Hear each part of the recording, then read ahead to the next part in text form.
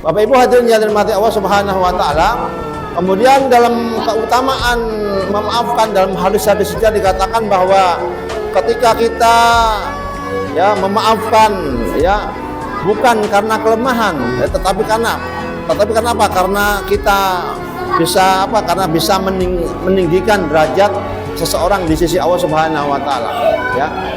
Dalam artinya dikatakan bahwa ketika seseorang mampu tidaklah berkurang ya harta karena sedekah ya, dan tidaklah seseorang itu memaafkan ya kecuali Allah akan menambah kemuliaannya.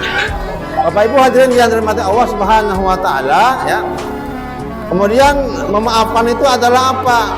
Ciri orang-orang yang bertakwa. Ya. Dalam surat Ali Imran ayat 134 dikatakan bahwa karakter orang yang bertakwa itu dia mempunyai satu karakter yang dikatakan apa? Wal khadi minal goido. Yang dia apa? Dia mampu untuk tidak marah, untuk tidak nyewot ya.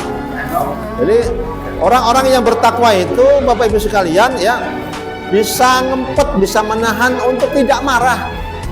Dan inilah hasil daripada apa? Didikan Ramadan, dan semoga kita semua ini adalah termasuk orang-orang yang bisa apa? Mengambil banyak pelajaran ketika kita menahan haus dan lapar, ketika kita menahan hawa nafsu kita untuk senantiasa taat kepada Allah ketika bulan Ramadan ini. Maka di hari yang mulia ini, di hari yang penuh dengan hikmah ini, di Syawal ini, maka semoga apa-apa yang sudah kita dapatkan di Ramadan itu, termasuk kita bisa menahan amarah kita bisa menahan hawa nafsu kita untuk tidak marah.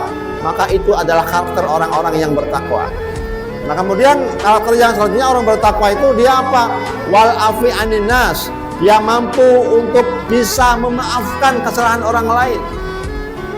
Memang tidak mudah untuk memaafkan kesalahan orang lain. Maka ganjarannya pahalanya juga itu adalah luar biasa, yaitu akan diberikan surga oleh Allah Subhanahu wa taala.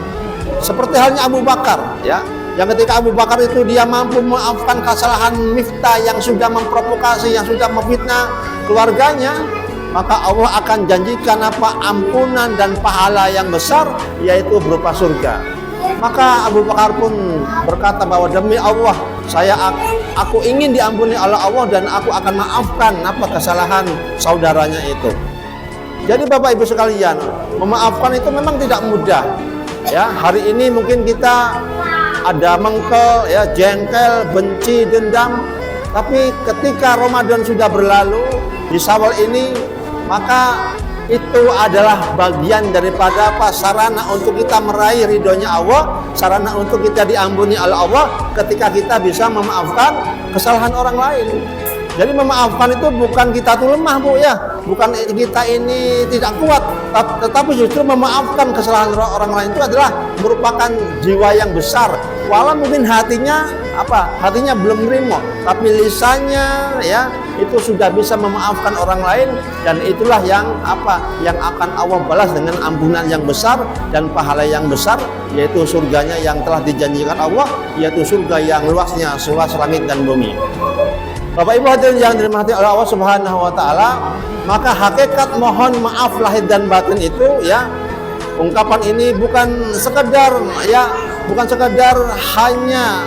hanya untuk manis-manis lisan saja ya, tetapi ini mengandung makna yang luar biasa, yaitu apa maknanya? Mohon maaf lahir dan batin itu yaitu membersihkan dosa yang nampak ya. Jadi secara dosa yang nampak kita akan berusaha untuk apa? Untuk memaafkan itu ya.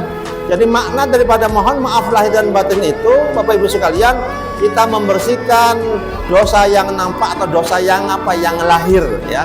Kemudian yang selanjutnya adalah maknanya itu membersihkan hati dari dendam atau dari batin kita yang tidak nampak. Itulah orang-orang yang bisa memaafkan itu adalah orang-orang yang yang hatinya itu akan tidak punya rasa dendam, dihilangkan oleh Allah, dan dia akan diberikan yaitu ampunan dan pahala yang besar, yaitu berupa surga yang dijanjikan.